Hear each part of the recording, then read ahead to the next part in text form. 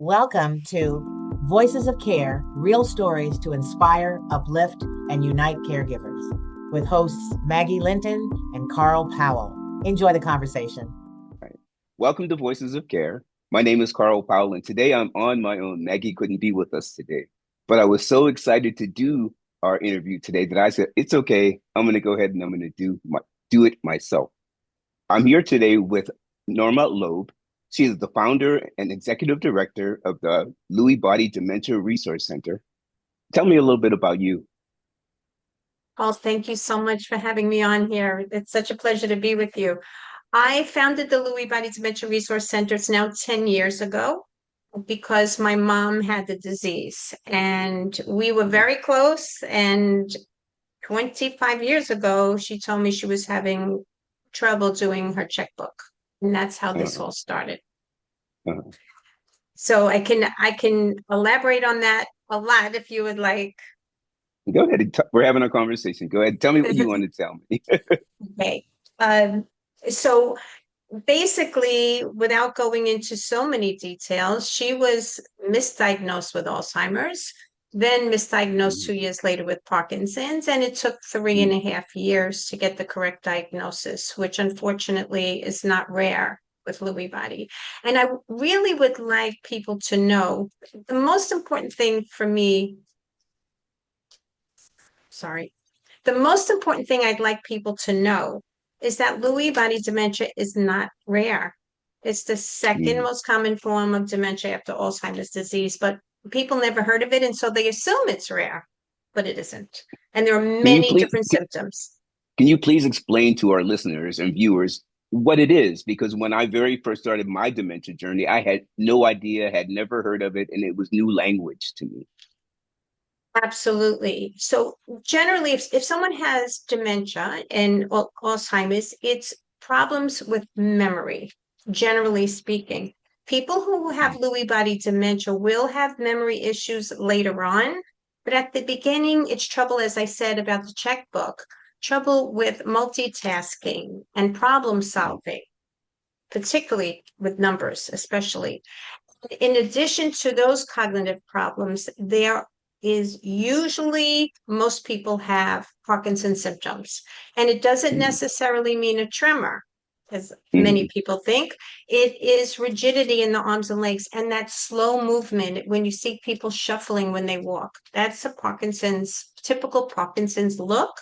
And so Lewy Mm. body will have the cognitive problems and the movement problems and fluctuations, which is key to this disease, meaning they can be one way at one moment, or later that day or the next day be completely different, have a conversation as we are now, and then Mm. tomorrow it might be difficult for them to answer a simple question. There are Mm. also early on hallucinations, most commonly of children and small animals, but later on people Mm. have a lot, they Mm. can have very frightening hallucinations, but also Mm. a very early sign is a REM sleep disorder. And to Mm. quickly describe that is when we're sleeping, we're generally paralyzed when we're dreaming. And Mm. so we wouldn't be using our arms and our legs if we're throwing a ball and we're running. But when you have REM behavior sleep disorder, that's what you're doing. So people can hit the person next to them, they can pull out of the bed, they can hit the lamp, and there's a Mm. visual spatial component too. And unfortunately, there are a lot more symptoms as well. The reason why I started really discovering Lewy body dementia is after my mother passed, I really wanted to understand the different forms of dementia because I had never been told that there were different forms. So when I went to the doctor with my mother, they said it's dementia. That's what it was. They didn't give us any real definition. And I thought Alzheimer's and dementia were two different things. And I walked away with that knowledge at the very end of my caregiving journey. Then, when I started talking to caregivers, someone said Lewy body, and I started looking at it and I started thinking that looked a lot like my mother's symptoms. And so I said, well, I have to know more about this. And that's why I found you. I found you on Facebook.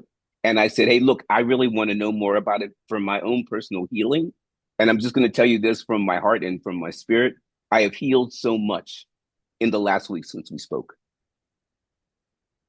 Thank you for saying that. It's so important for Mm. me to hear. And I loved our connection. Yeah. So let's talk about your resource center and what it offers. Okay. I founded the Resource Center, as I said, 10 years ago, because I felt there was so much needed on a personal basis, on one-on-one individual help. So we have a really large website, hundreds of resources. The website is lbdny.org. So because the other way is a little long. And we have the only live helpline in the United States every single day of the year, because we know Lewy body and all of this does not take a break. And we feel that we don't want to either. And every person who works with me is a volunteer who was a caregiver to a family member who had Lewy body. So we all know exactly what that feels like. I mean, there are differences in each story, as you know, from doing this work, Carl. But there are so many similarities, so many difficulties. So we have that as well. Also have information on Lewy body in 10 different languages.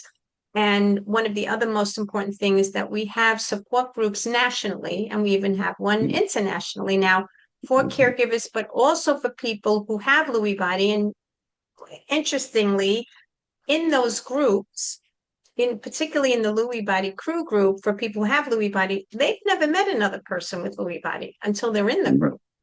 Mm-hmm.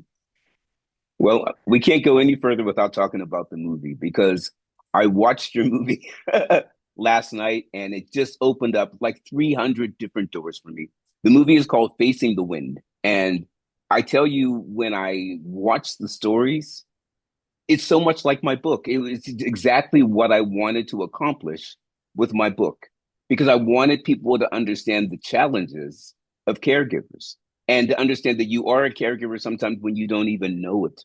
So sometimes that's one of the killers of people, is they don't even know they're caregiving, but they're giving of themselves and giving of themselves and wearing themselves out until they're tired, until they don't know any better, until they're frustrated and they feel alone. So your movie was beautiful in showing all of those things. So you tell us about your movie. Okay, so actually, the Lewy Body Dementia Resource Center is the fiscal sponsor for the movie, and we found the filmmakers, the director Deirdre Fishel and the producer Tony Horizer.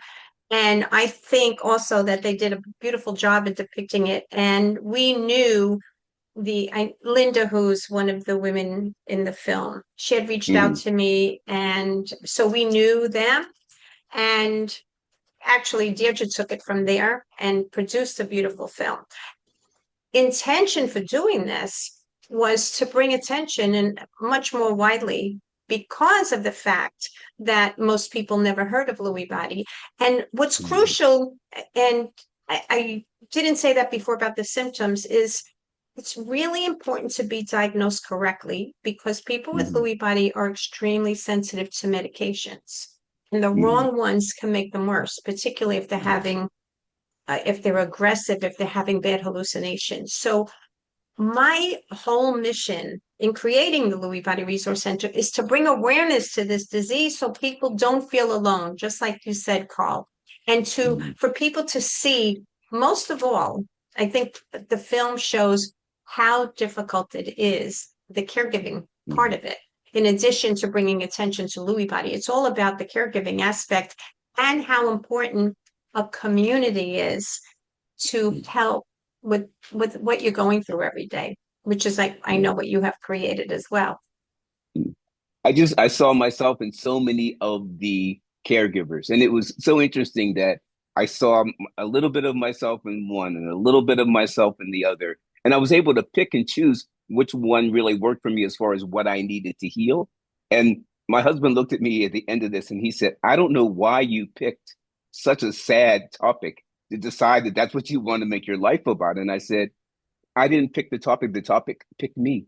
I didn't have a choice, because I've always been that kind of person that if I see something that needs to be fixed, I want to fix it. And that's the reason why when I started my career 47 years ago in aerobics, I saw that there were women out there who needed empowerment, because aerobics wasn't just about getting in shape. It was about women finding themselves and getting dressed up and going out and going just to a class that was just for them and screaming and yelling. There was such a empowerment in that I said, wow, I really want to be a part of that. So, and it's exactly how I feel about going into caregiving and understanding what caregivers need. I see the need and I really want to help. I felt the same exact way. And basically, the reason I founded the Resource Center was because I saw that I had gotten all this information that took me a long time, especially 25 years ago. There was very little out there. And I've been leading the first support group was in person in New York over 15 years ago. And I've been doing that. And there's so much information that I gained, and I didn't want everyone to go through what I went through. Not knowing, the same as you said, Carl, I was not a caregiver before. I didn't know what, you hear about dementia and all of that, but I didn't know another thing about caregiving, and I learned every single aspect on my own, try to research whatever I could. Someone told me a year later, why didn't you go to a social worker? And I say, but I didn't know to go to a social worker. And where do you find a social worker? So all of that, where do you get a hospital bed? Every single thing. And that's why on the website, they try to put, it's not just information about Lewy body, but on caregiving and how to help someone in the shower. How do you have food delivered and all of that? Because I wanted caregivers have so little time and they're frustrated so much. I wanted it to be a one-stop place where they could go. And it's so important for people because I did not know, like you, I didn't know the resources were available. So when I went into it with a lot of fear because I didn't know how to take care of my mother. And I'd already had moved to Hawaii. So I moved to Hawaii. So I had to learn how to do caregiving long distance. And so I had to get her sister involved and her sister's daughter involved. Everybody pitched in and everybody helped. And I was really lucky with that. And then I look at these caregivers who don't have that support. And I think, wow, really, how difficult it would have been hadn't I had that support. But even with all of the support that was available, boy, did I have a lot to learn. Just period. Just so much to learn. It is so true. And when you're saying that, it's like we don't I have a friend said to her, she used to take care of her husband who has passed, and he had Lewy body, and said, if you interviewed for this job, you wouldn't get it because nobody is trained in this unless you have the particular training and you're Right. thrown into it, and every step along the way you're learning as you're going.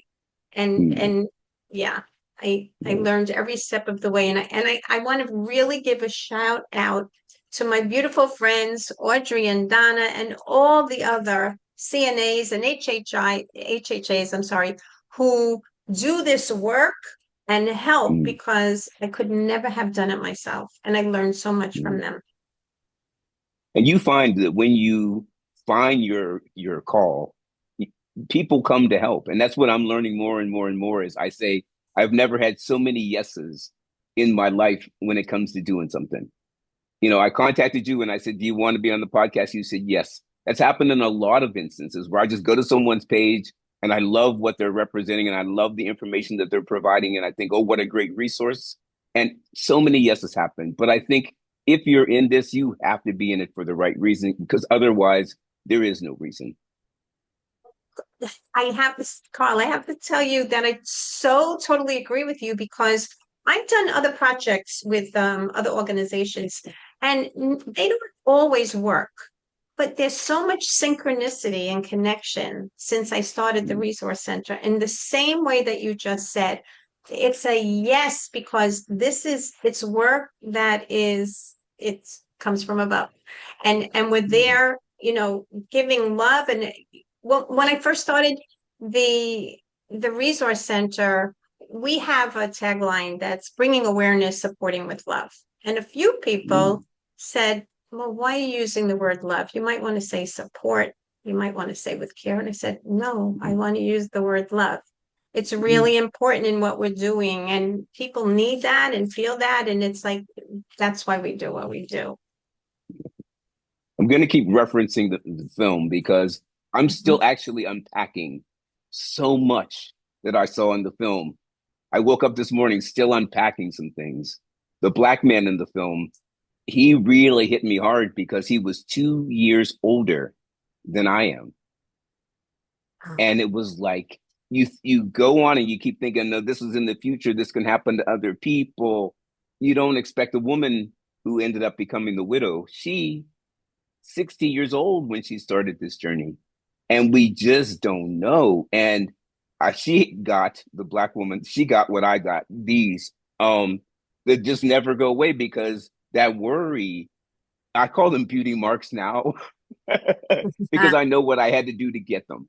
But the worry that goes into it, it just shows on your face. You can't help it. And I watched the faces of the people as they were going through the process. When the women get together, it's such a beautiful event because, wow, they got to see in person, touch someone who's going through what they're going through. That means so much to someone when they are in that caregiving and they're lost and they're scared and they're upset and they're frightful, and hold my hand and say, you know what? I know where you are. And they melted in that moment. So much great conversation happened in that moment. Happy that you're saying that, because I know you're speaking about Carla, and it was her husband Patrick, and it's Yeah, Carla and Patrick, right? Linda, and I know them well. I'm friends with them, and Mm, yeah, they've been through so much, as have many people who have gone through the mm, caregiving parts, but they allowed people into their homes, which mm, many others would not do.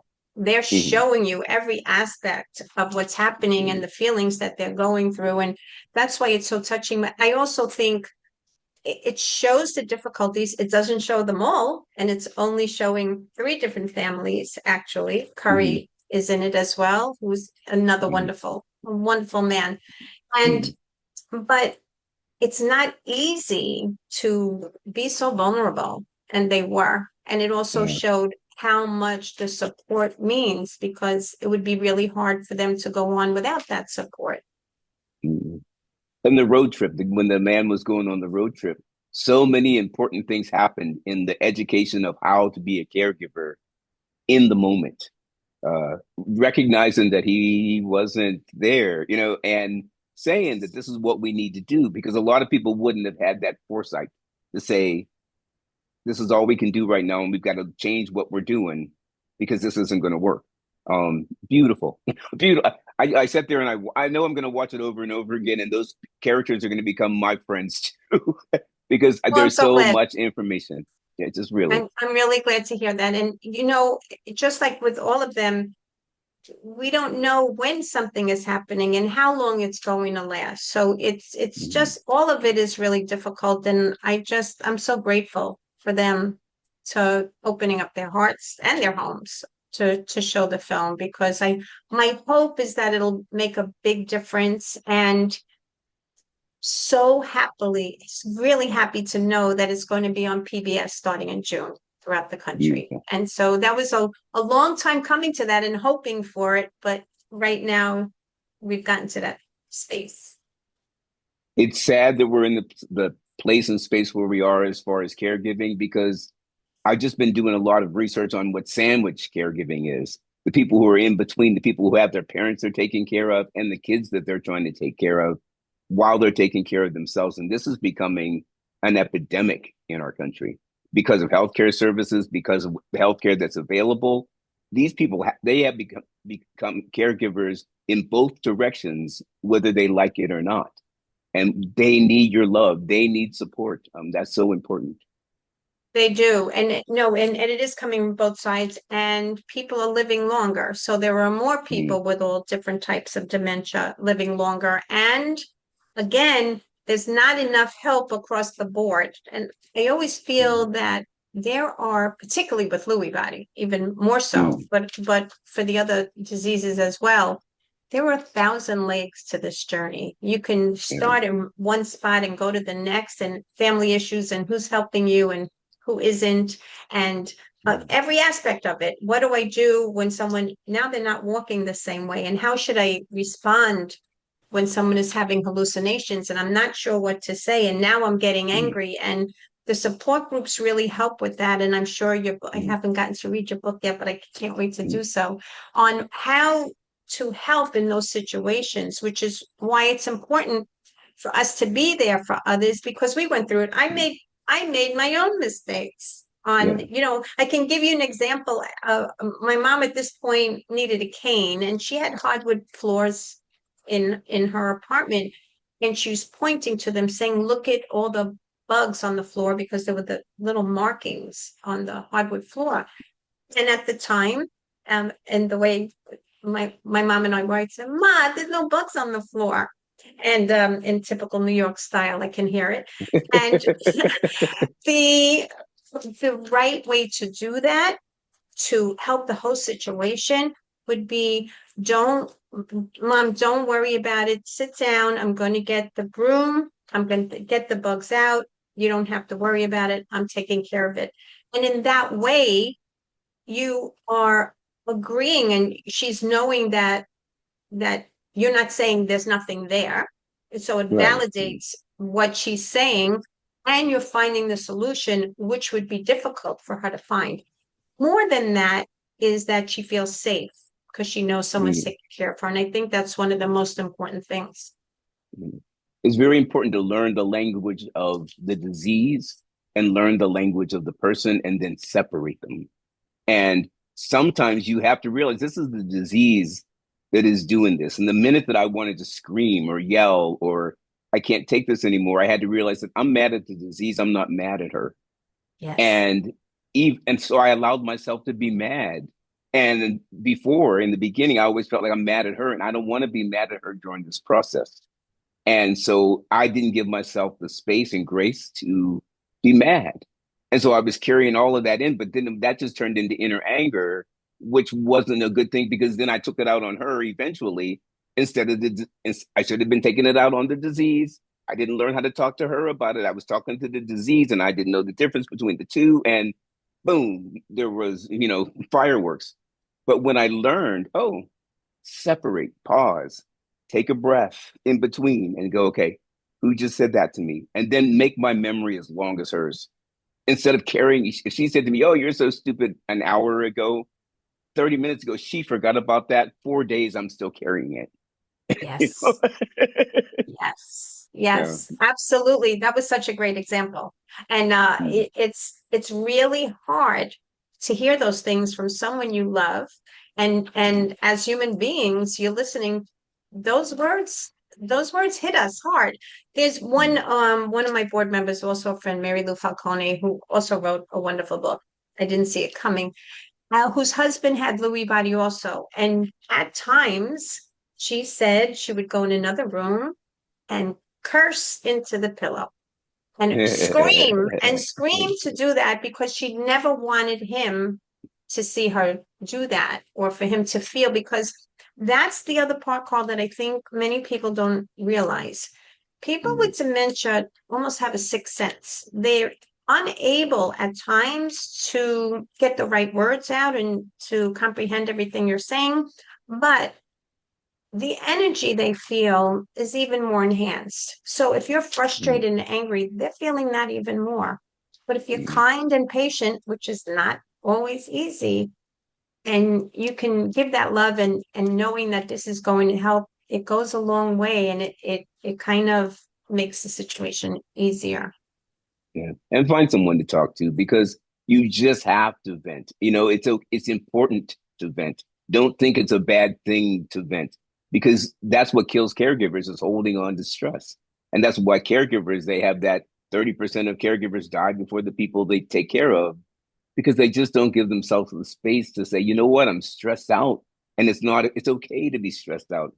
It's okay to be sad. It's okay to want to scream. And then it's okay to come back and be okay. So it's okay, but you need support in that. And that's the reason why I felt like I wanted to get into this because I want people to know that there is support out there. Every heart that I touch, I know the importance of the word that I give them. Just one word. If you can speak of one word to someone in need and fill their day, so important. I so agree with you. One sentence can change everything, particularly when I would say on the helpline all the time and in the support groups, we hear all the time about, I don't know what I would do without this group. I feel so much better now that I talk to you because you're not feeling alone and there's someone who understands what you're going through. And until you learn all these ins and you're torturing yourself at times. So when you hear what's going on with other people and that you're not alone and that You can complain in the support group, you can complain on the helpline, and then move forward the same way that you said. It's so needed, not just for dementia, for anything that's needed, so that you feel that you're not alone. But it really helps. That's what I find with Zoom. And before the pandemic, you couldn't really get people to jump on a Zoom and just talk to you. But now it's become a very common thing. But as far as support, Zoom can be a wonderful instrument in creating those support groups where you can get on, talk about your problems, allow yourself to express, allow yourself to have adult conversation. Because a lot of times when you're caring for someone, you're in a kind of a baby mode, like you're the mother taking care of a baby. You're still speaking baby words all day long to try to navigate.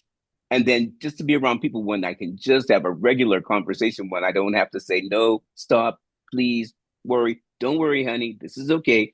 Just be. And that's so important.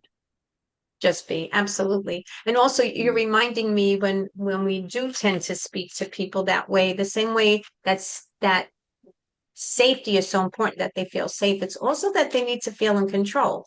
And so not to take that away from them, even at times when it feels like it may be dangerous if they do this, and it is, but to let them say, do you think it would be better to do this? Or you don't want to take a shower, it's 11 o'clock. Would you like to take one in an hour? It's simple little things, but so that they don't feel controlled. And don't feel bad when your words don't work. My mother, this is a very funny story. When she was getting bad, we had to put her in a memory care center, and I always promised her, I'll never do that. I'll never do that. But it just came to the point, we tried as many shiftings as we could do. It was for her own safety. It was the only way that we were going to be able to keep her safe.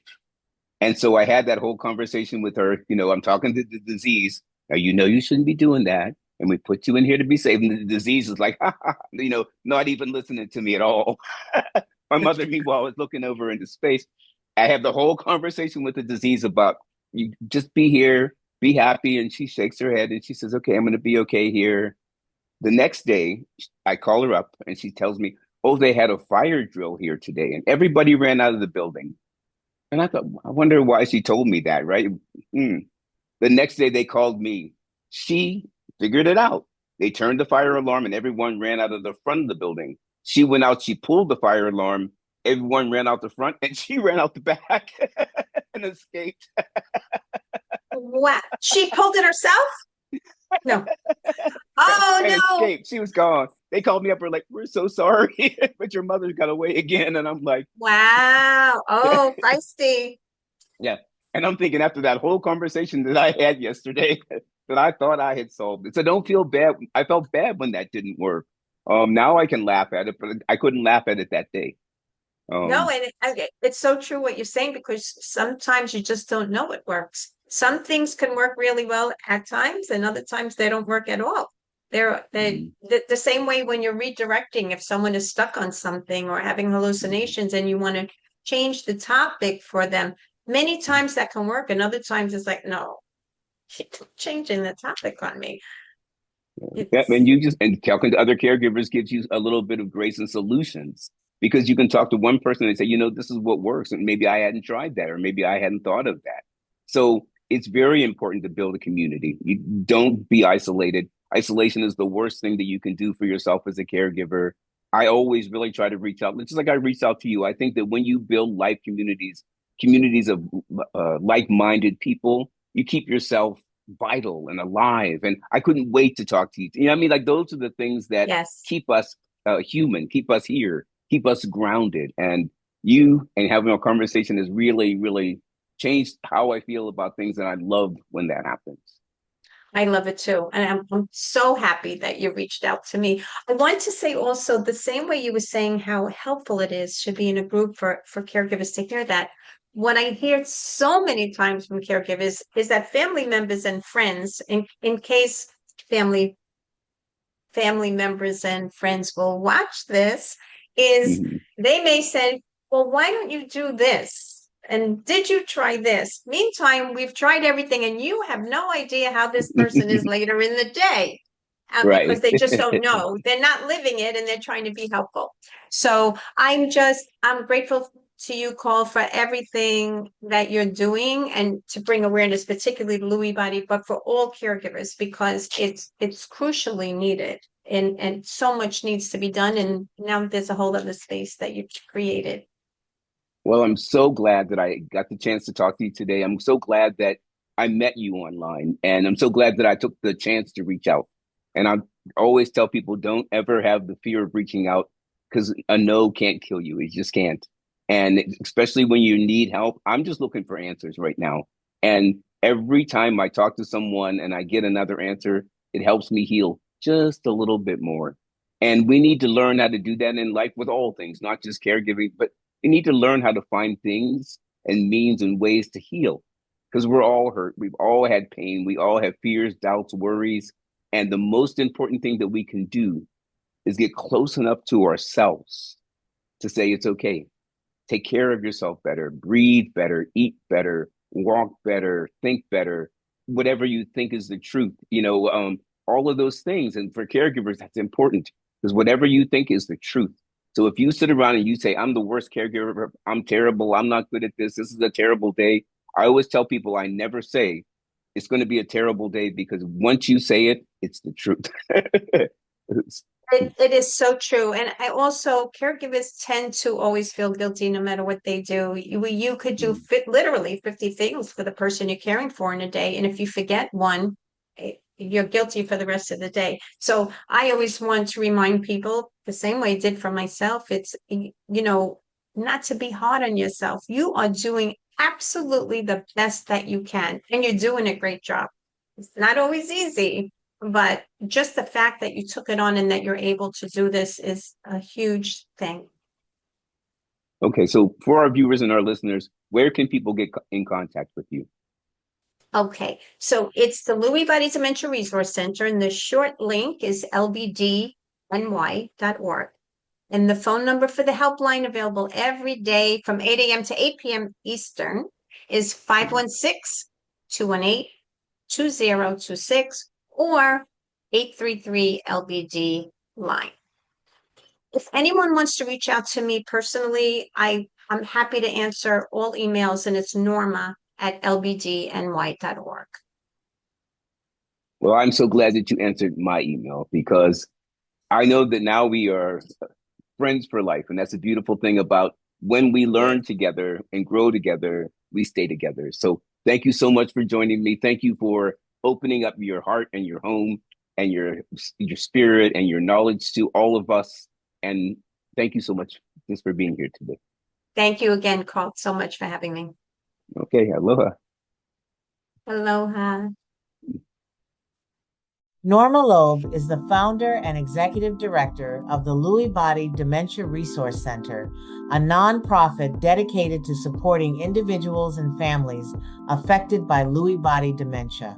Inspired by her personal caregiving journey with her mother, Norma has become a leading advocate, educator, and support group facilitator, helping caregivers find connection, understanding, and hope through one of the most challenging dementia diagnoses. You can reach Norma at lewybodyresourcecenter.org.